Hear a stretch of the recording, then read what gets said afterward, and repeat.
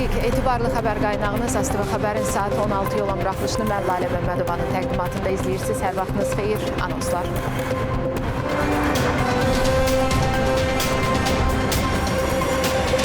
Prezident İlham Əliyev İrəvanda keçirilən Avropa Siyasi Birliyinin 8-ci sammitində çıxış etdi. Azərbaycandan tranzit keçməklə Rusiyadan Ermənistana növbəti tədarük həyata keçirildi. Bu dəfə hansı məhsullar göndərildi? Ötən ay 2 milyon manatdan çox qaçaq mal aşkarlandı. Dövlət Sərhəd Xidməti bununla bağlı hansı detalları açıqladı? Türkiyənin bir neçə vilayətində güclü qasırğa ciddi fəsadlar yaratdı.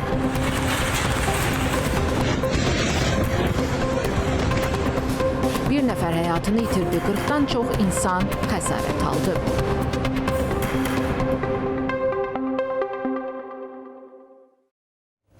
Bugün Ermənistanın paytaxtı İrəvan şəhərində Avropa Siyasi Birliyinin 8-ci zirvə toplantısı keçirilib. Prezident İlham Əliyev tədbirdə video bağlantı formatında çıxış edib. İndi isə bizə video formatda qoşulan Prezident İlham Əliyevi çıxış etməyə dəvət edirəm. Buyurun, cənab prezident. Sağ olun, sabahınız xeyir və Bakıdan salamlar. İlk öncə mən Avropa Siyasi Birliyinin zirvə görüşündə çıxış etmək üçün verdiyi dəvətə görə Prezident Kostaya təşəkkürümü bildirmək istəyirəm.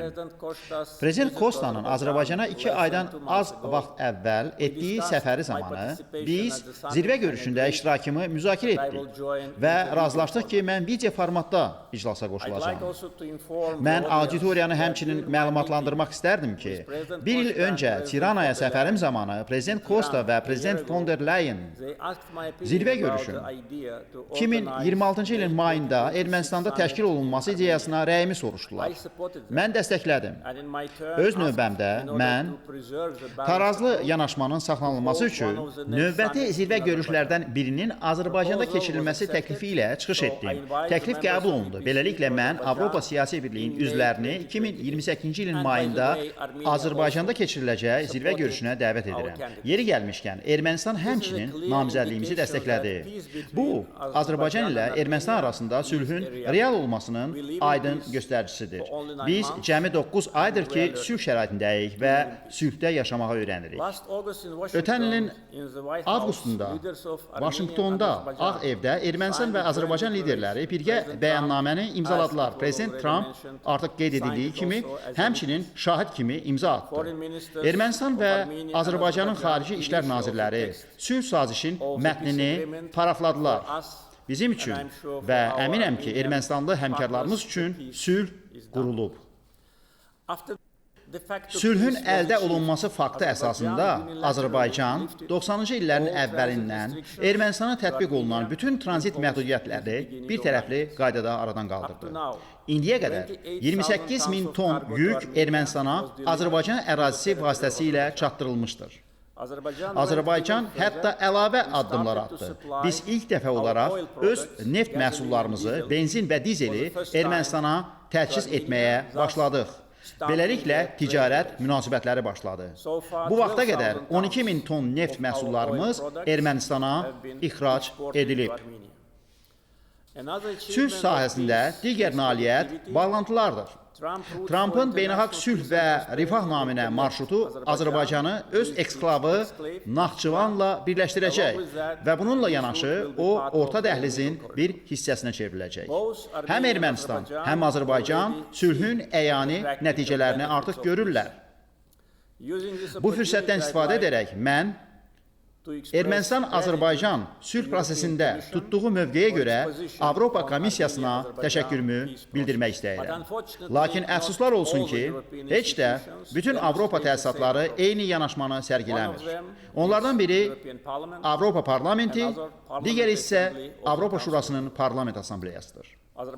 Azərbaycan 2001-ci ilin yanvarından Avropa Şurasının üzvüdür. Yeri gəlmişkən, mən o vaxt parlament üzvü və Azərbaycanın nümayəndə heyətinin rəhbəri kimi AŞPA'nın fəal üzvlərindən biri idim. Nümayəndə heyətimizə 2024-cü ilin yanvarına qədər Avropa Şurasında heç zaman məhdudiyyətlər tətbiq edilməmişdir. 2023-cü ilin sentyabrında Azərbaycan Qarabağda separatçılığa son qoydu. Biz BMT-nin Təhlükəsizlik Şurasının 1993-cü ildə qəbul etdiyi və 30 il kağız üzərində qalan 4 qətnaməsini özümüz icra etdik. 4 ay sonra AŞPA nümayəndə heyətimizə sanksiyalar tətbiq etdi. Əfsuslar olsun ki, ikili standartlar bugün sanki AŞPA-nın bir iş təlimatıdır. Azərbaycanın ərazi bütövlüyü istənilən digər ölkənin ərazi bütövlüyü qədər eyni dəyərə malikdir. Bu məsələdə ikili standartlar qəbul edilməzdir. İndi isə Avropa Parlamentini götürək. Bu toplu sülh prosesinə dəstək vermək əvəzinə ona qarşı sabotajla məşğul olur. İkinci Qarabağ müharibəsi bitdikdən cəmi 6 ay sonra 2021-ci ilin mayından 2026-cı ilin aprelin 30-una qədər Avropa Parlamenti Azərbaycanla bağlı təhqir və yalanlarla dolu 14 qətnamə qəbul edib. Sadəcə təsəvvür edin, 5 il ərzində 14 qətnamə aludəçilikdir. Ən sonuncusu, cəmi 4 gün əvvəl bilərəkdən zirvə görüşü ərəfəsində qəbul edildi. Avropa Parlamenti ksenofobiya, islamofobiya, antisemitizm, miqrasiya, rəqabətçilik, evsiz insanların məsələsi kimi fundamental problemləri həll etmək əvəzinə böhtan və yalan yayaraq Azərbaycanı hədəfə alır. Səbəb isə odur ki, Azərbaycan öz ərazi bütövlüyünü və suverenliyini bərpa edir. Separatçılığa son qoyub və müharibə cinayətkarlarını ədalət mühakiməsinə cəlb edir. Cavab olaraq, Azərbaycan parlamenti mayın 1-də Avropa Parlamenti ilə bütün sahələrdə əməkdaşlığı dayandırmaq, Avropa İttifaqı Azərbaycan Parlament Əməkdaşlığı Komitəsinin işində iştirakına son qoymaq və Avronest Parlament Asambleyasında üzvlüyün dayandırılmasına aid prosedurlara başlamaqla bağlı rəsmi qərar qəbul edib. Nəzərə alsaq ki, Avropa siyasi birliyin zirvə görüşlərində biz öz fikirlərimizlə və narahat doğuran məsələlərlə açıq şəkildə mübadilə edirik. Mən sadəcə bu halda baş verənlər barədə həmkarlarımızı məlumatlandırmaq istədim ki, son qərarla bağlı səhv informasiya və manipulyasiya olmasın. Yekun olaraq mən Baş nazir Paşinyanı Avropa siyasi birliyin zirvə görüşünü Ermənistanda keçirilməsi ilə bağlı təbrik etmək istəyirəm və bildirirəm ki, prosesə mane olmaq istəyən tərəflərin bütün səylərinə baxmayaraq, Azərbaycan sülh gündəliyinə sadiqdir və Ermənistanlı həmkarımın şərhləri bunu aydın şəkildə göstərir. Mən zirvə görüşünə uğurlar arzu edirəm. Sağ olun. Sağ olun, cənab prezident.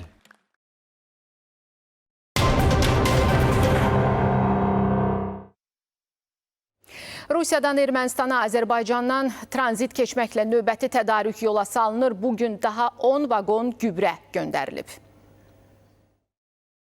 Rusiyadan Ermənistana Azərbaycandan tranzit keçməklə növbəti tədarük prosesi həyata keçirilir. 10 vaqondan ibarət çəkisi 678 ton olan gübrə Biləcəri stansiyasından Böyükəsik istiqamətinə göndərilir. Qeyd edək ki, indiyədək Rusiyadan Ermənistana Azərbaycandan tranzit keçməklə 25 min tondan çox taxıl, 2 min tona yaxın gübrə və 68 ton qarabaşaq göndərilib. Xatırladaq ki, tranzitlə yanaşı Azərbaycandan Ermənistana neft məhsullarının ixracı da davam edir. İndiyədək Azərbaycandan Ermənistana 8500-dən ton çox dizel, 979 ton AI-92 benzini və 2955 ton AI-95 benzini ixrac olunub. İrəvanda Avropa Siyasi Birliyinin sayca 8-ci sammiti başlayıb. Zirvə görüşündə 50-yə yaxın ölkənin lideri, o cümlədən Kanadanın baş naziri Mark Carney bir araya gəlib. Danışıqların əsas mövzusu enerji, nəqliyyat, rəqəmsal texnologiya və infrastruktur bağlantısı kimi sahələrdə əməkdaşlığın genişləndirilməsidir. Görüşdə həmçinin Ukrayna ətrafındakı vəziyyət və yaxın şərqdə davam edən böhranın nəticələri də daxil olmaqla bir sıra qlobal çağırışlara diqqət yetirilir. Our shared values Bizim ortaq dəyərlərimiz ümumi tarixdən doğulub. Azadlıq, qanunaliliyi, demokratiya, pluralizm və bu dəyərlər münasibətlərimizi formalaşdırır, prioritetlərimizi müəyyənləşdirir, ümumi gələcəyimizə işıq tutur. Kanada son illərdə daxil olmaqla hər zaman bu dəyərləri müdafiə edib. Avropadakı geosiyasi vəziyyət Rusiyanın Ukraynaya qarşı davam edən müharibəsi və yaxın şərqdəki münaqişə qitəmizin təhlükəsizliyi üçün hər tərəfli yanaşmaya ehtiyac olduğunu göstərir.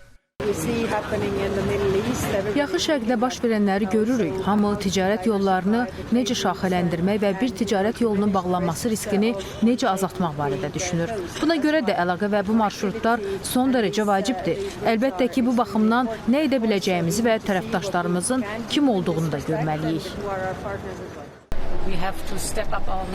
Özümüzü müdafiə etmək və qorumaq üçün hərbi imkanlarımızı artırmalıyıq. İnvestisiya üçün küllü miqdarda vəsait mövcuddur. İndi isə hərbi imkanlar üçün istehsal prosesini sürətləndirməliyik. Şübhəsiz ki, qlobal məsələlər müzakirə olunacaq. Bildiyiniz kimi, yaxın şərqdə baş verənlərə Avropanın reaksiyası ilə bağlı Amerika Birləşmiş Ştatları məyusluq hissi keçirir. Moskva bugün dron hücumuna məruz qalıb. Pilotsuz uçuş aparatı çoxmərtəbəli yaşayış binasına çırpılıb. Rusiya təmsilçimiz Zakir Musayev hadisə yerindən bizimlə birbaşa bağlantıya çıxır. Zakir, salamlayıram sizi. Hücum nəticəsində hansı fəsadlar qeydə alınıb? Eşidək.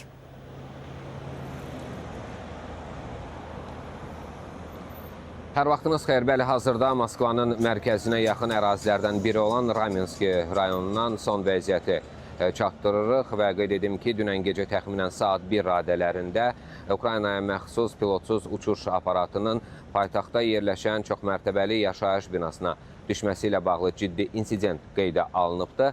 Hadisə məhz burada.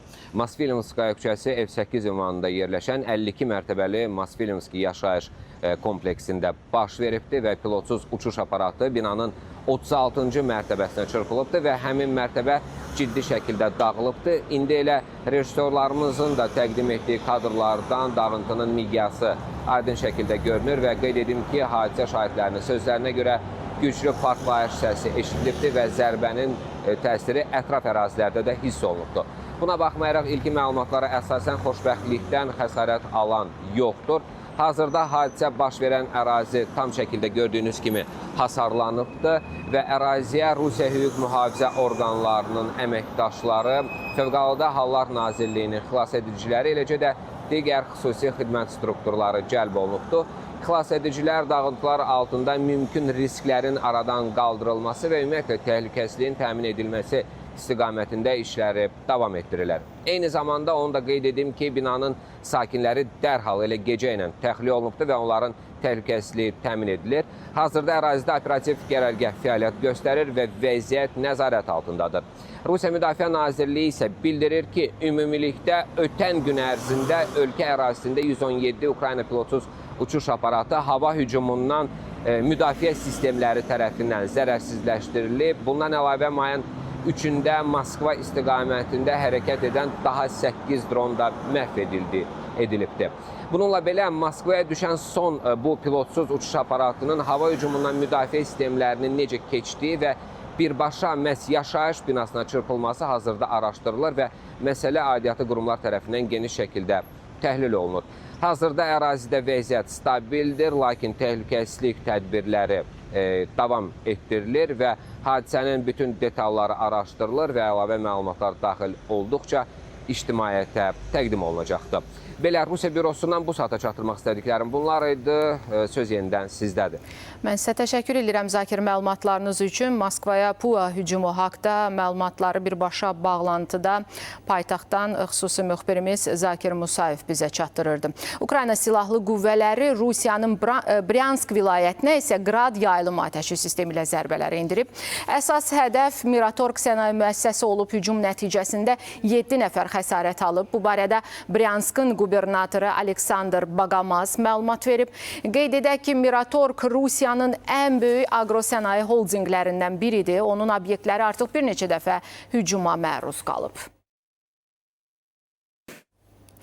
ABŞ və Çin arasında gərginlik davam edir. ABŞ İrandan neft aldığı iddiası ilə 5 Çin neft emalı zavoduna sanksiya tətbiq edib. Rəsmi Pekin isə bu məhdudiyyətləri bloklamaq üçün qərar qəbul etdiyini açıqlayıb.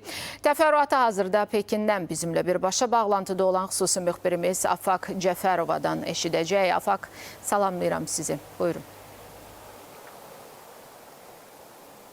Hər vaxtınız xeyir. Bəli, dünyanın iki böyük iqtisadiyyatı arasındakı iqtisadi qarşıdurma İran böhranı fonunda biraz da dərinləşib. Ümumiyyətlə, bir çox təhlilçilər Amerika Birləşmiş Ştatlarının İran əməliyyatının Çinin iqtisadi maraqlarına qarşı olduğunu dəfələrlə bəyan edib. Çünki Çin ilə İran arasında sıx iqtisadi, ticari əlaqələr var və nəzərə almaq lazımdır ki, İran neftinin əsas alıcısı da məhz Çindir. Amma Hörmüz boğazı bağlanmasının ardınca isə Amerika Birləşmiş Ştatları tərəfindən Oman körfəzinin blokadaya alınmasının Çinin İrandan neft idxalına mənfi təsirləri də qaçılmazdır. Bu problemin fonunda Amerika Birləşmiş Ştatları Çinin İran nefti ilə əlaqəli 5 şirkətinə sanksiyalar tətbiq etməsi vəziyyəti daha da gərginləşdirib. Sanksiyalar nəticəsində neft emalı müəssisələri, o cümlədən keçən ay sanksiya məruz qalan Henley Neft Kimya emalı şirkəti və bir neçə digər özəl emal şirkətləri aktivlərin dondurulması və əməliyyatlara qadağalarla üzləşiblər. Amerika Birləşmiş Ştatlarının qəbul etdiyi tədbirlər Çin şirkətləri ilə üçüncü ölkələr və onların vətəndaşları, hüquqi şəxslər və ya digər təşkilatlar arasında normal iqtisadi və ticarət fəaliyyətlərinin qadağan eləyir və ya məhdudlaşdırır. Çin hökuməti isə buna cavab olaraq öz şirkətlərinin müdafiəsinə qalxıb, belə ki, Kommersiya Nazirliyi Amerika Birləşmiş Ştatlarının İran nefti ilə əlaqəli 5 neft emalı zavoduna qarşı tətbiq edilən sanksiyalara əməl etməyi yerli şirkətlərə qadağan eləyib. Qurum bu addımı milli suverenliyin, təhlükəsizliyin və inkişaf maraqlarının qorunmasına, Çin vətəndaşlarının, hüquqi şəxslərin və digər təşkilatların qanuni hüquq və mənafelərinin qorunmasına yönəldiyini açıqlayıb.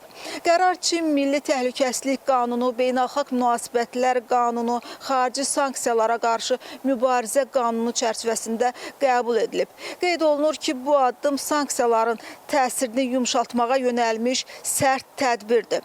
Nazirliyin bəyanatında o da qeyd olunur ki, Çin hökuməti BMT tərəfindən təsdiqlənməmiş və beynəlxalq hüquqa əsaslanmayan bir tərəfli sanksiyalara qəti şəkildə qarşı çıxır. Kommersiya Nazirliyi Amerika Birləşmiş Ştatlarının bu cür hərəkətlərinin beynəlxalq hüququ və beynəlxalq münasibətləri tənzimləyən əsas normaları pozduğunu düşünür. Bizim Pekindən çatdırmaq istədiklərimiz bu qədər. Söz təkrar sizdədir. Təşəkkür edirəm sizə, Afaq.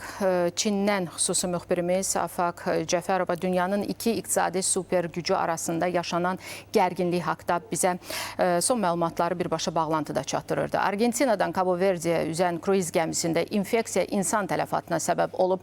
Ümumdünya Səhiyyə Təşkilatının məlumatına əsasən heyvan mənşəli hantavirus 3 sərnişinin həyatına son qoyub. Daha 3 nəfərin səhhətində problemlər yaranıb. Böyük Britaniyadan olan 69 yaşlı sərnişin Johannesburgda reanimasiyaya yerləşdirilib. Hantavirusa yolxanlardan ikisi ekipaj üzvüdür. Gəmiricilər vasitəsilə insana keçən hantavirus ciddi tənəffüs problemlərinə səbəb ola bilir. Ekspertlərin sözlərinə görə hər il bu virusa 150-200 minədək yoluxma halı qeydə alınsa da onun insandan insana keçməsi olduqca nadir hal sayılır.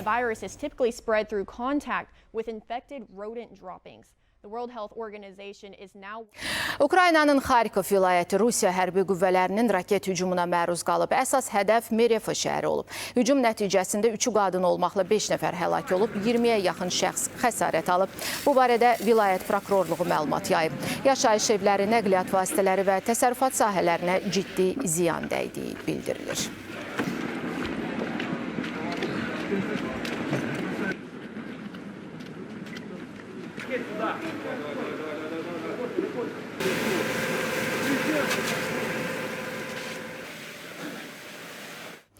Bu Bu ilin aprelində dövlət sərhədini pozduqlarına görə 18 nəfər saxlanılıb. Dövlət Sərhəd Xidmətinin apreldə keçirdiyi əməliyyat tədbirlərinin nəticələrinə əsasən qanunsuz miqrasiya ilə mübarizə çərçivəsində saxta sənədlərlə sərhədi keçməyə cəhd göstərən 6 nəfər saxlanılıb. Sərhəd rejimini pozan 58 nəfərin barəsində tədbir görülüb. Axtarışda olan 366 nəfər hüquq mühafizə orqanlarına təhvil verilib. Əməliyyatlar zamanı 121 kiloqramdan çox narkotik vasitə və 23 mindən çox müxtəlif tərkibli həb dövriyyədən çıxarılıb. Həmçinin pilotsuz uçuş aparatı vasitəsilə narkotik vasitələrin keçirilməsinin qarşısı alınıb. Ümumi dəyəri 2 milyondan çox olan qaçaq mal aşkarlanaraq götürülüb. Milli Məclisin Təbii Ehtiyatlar, Energetika və Ekologiya Komitəsinin iclası keçirilib. İclasda yaşıllıqların mühafizəsi haqda qanuna təklif edilən dəyişikliklər birinci oxunuşda müzakirə olunub. Dəyişikliklər barədə Ekologiya və Təbii Sərvətlər Nazirliyinin şöbə müdiri Aynurə Kərimova məlumat verib. Dəyişikliklər yaşıllıqların kəsilməsi və götürülməsi kimi məsələlərə aydınlıq gətirir. Qeyd olunur ki, yaşıllıqların, kolların kəsilməsi yalnız kənd təsərrüfatı istifadəsi üçün mümkündür və müvafiq dövlət qurumlarının icazəsi olmalıdır. Heyvanlar aləminin, bitki aləminin Azərbaycanın yaşıllıqların götürülməsi, kəsilməsinin 6 halı nəzərdə tutulur ki, bu 6 haldan başqa yaşıllıqların götürülməsi bir mənalı qadağadır.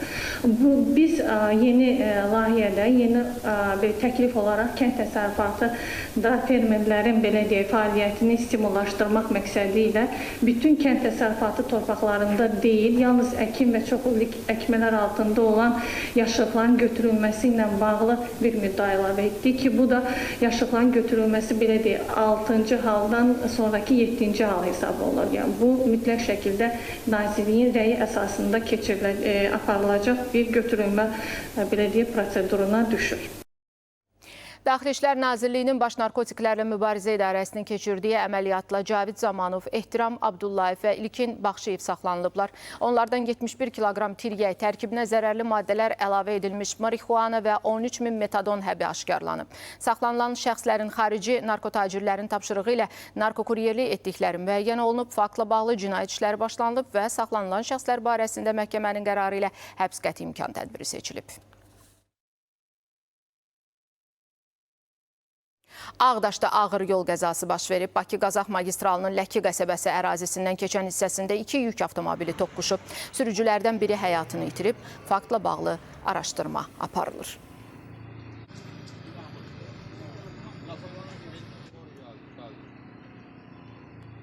Mayın 12-dən 26-sına dək dövlət ümumi təhsil müəssisələrində tədrisi digər dillərdə aparılan birinci siniflərə qəbul üzrə müsahibələr keçiriləcək.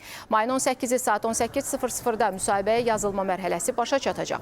İyunun 17-sində müsahibədən uğurla keçənlərin məktəb və müəllim seçimi ilə bağlı sorğularının yerləşdirilməsinə start veriləcək.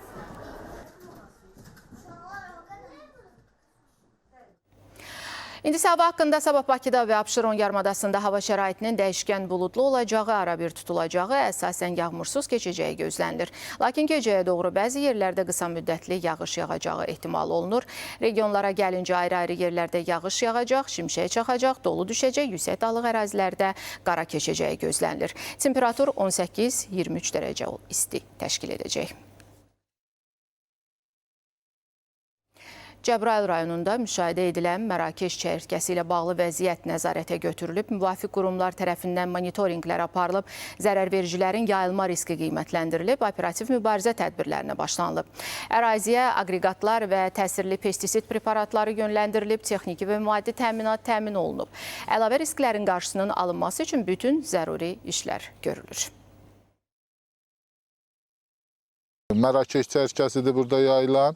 Məlumat üçün bildirim ki, Respublikamızın əsasən Akstafa, Şabran, Şəki, Hacıqabul və digər rayonlarında da çəyirtkəkimlərə qarşı kimya mübarizə tədbirlərinə start verilmişdir. 2025-ci ildə çəyirtkəkimlərə qarşı mübarizədə 7500 hektardan artıq ərazidə dövlət büdcəsi vəsaiti hesabına kimya mübarizə tədbirləri aparılmışdır. Masallıda istixanalarda yetişdirilən çiyələklərin yığımına başlanılıb. Fermerlər bildirirlər ki, mövsümün əvvəlində qiymətlər onları qismən qane etsə də son günlər məhsul ucuzlaşıb. Söhbət sahədən gedir. Bazarda isə qiymət fərqlidir. Belə ki, fermerlərdən alınan məhsul bazarda xeyli baha satılır. Bəs buna səbəb nədir?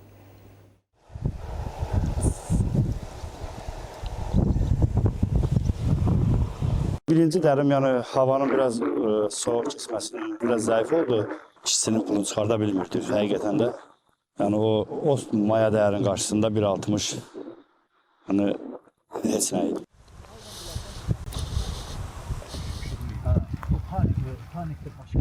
Mövsümlə əlaqədar olaraq çiyələk sahələrində yığım davam edir. Həm məhsuldarlıq azdır, həm də fermerləri narahat edən məsələ var. Çünki bir həftədir ki, 1 kiloqram çiyələk 3 manat dəyərindən aşağı düşərək 1 manat 60 qəpiyə satılır. Masallının istixanalarında çiyələk yığımı hazırda da davam edir. Ancaq məhsulun kəskin ucuzlaşması fermerləri narahat etməyə başlayıb. Onlar bunu bir neçə səbəblə izah edirlər. Sahədə adam işləyir. Günü 25 manatdan mən məsələn üçün 1.60-dan mən o pulu çıxarda bilmirəm. Amma qiymət məsələn üçün 2.50-3 arasında olanda o da çıxır, bizim maya dəyərimiz də çıxır və təsərrüfatın genişləndirmək fikrindəyik, amma iş adamları var. İmkan vermirlər, bazar qiyməti ölür, biz heç nə eləyə bilmirik. Əsas da qiymətin burada ucuzlaşmasına səbəb bizim eşitdiyimizə görə Rusiyada havaların soyuq olmağıdır və bununla yanaşı tədarük məntəqələrinə, bu soyuducu anbarlarına, bu qiymətin çiyələni aşağı salmaq üçün müəyyən rol oynayırlar orada.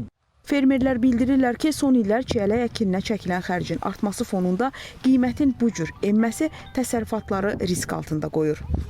Əvvəllər dərmanların qiyməti bu ilkinə baxanda müəyyən qədər ucuz idi. İstər fəhlə pulu olsun, işçi pulu olsun ucuz idisə, bu illəri çiyələyin maya dəyəri həddindən artıb bizə baha başa gəldi. Əgər dəriş vaxtı siftəsi biz başlayırdıqsa, örtülü şəraitdə 8 manata, 9 manata, hal-hazırda o başladı 3 manata və yaxın vaxtlarda onu birdən-birə düşdü 1 manat 60 qəpiyə. Bu da ümumilikdə götürəndə fəhlə pulun belə ödəmir. Mövsüm davam etdikcə isə qiymətlərdə dəyişiklik gözlənilmir. Bundan sonra da qiymətlərin artması gözlənilmir, çünki kütləvi yığım başlayır artıq.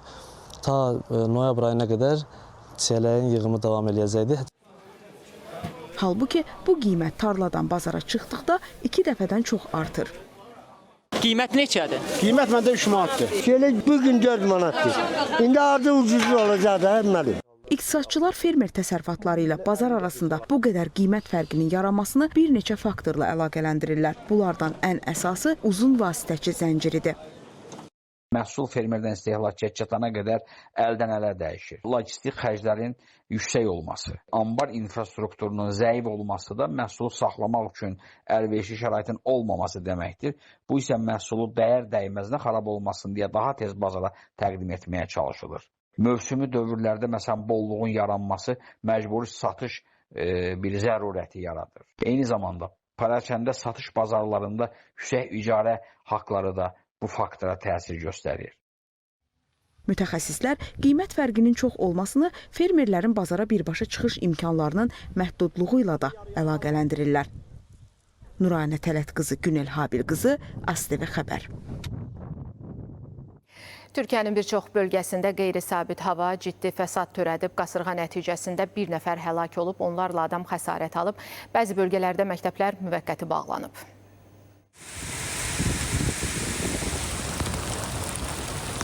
Qaziantep və Şanlıurfa vilayətlərində qasırğa insan tələfatı və dağıntılara səbəb olub. Təbii fəlakət bir nəfərin həyatına son qoyub. 43 sakin xəsarət alıb. Şanlıurfanın Biricik rayonunda məscidin minarəsi uçub. Bundan başqa elektrik dirəyinin avtomobilin üzərinə aşması 2 nəfərin xəsarət almasına səbəb olub. Xeyli sayda ev və iş yerləri su altında qalıb. Güclü külək ağacları kökündən qoparıb, evlərin və xəstəxanaların dam örtüyünü uçurub. 15 mərtəbəli binanın damındakı su çəni yola düşüb. Su basmış ərazilərdən sakinlərin təxliyəsinə göstəriş verilir. Qaziantepdə də analoji hal yaşanıb. Çaylar daşıb, ətraf əraziləri su basıb.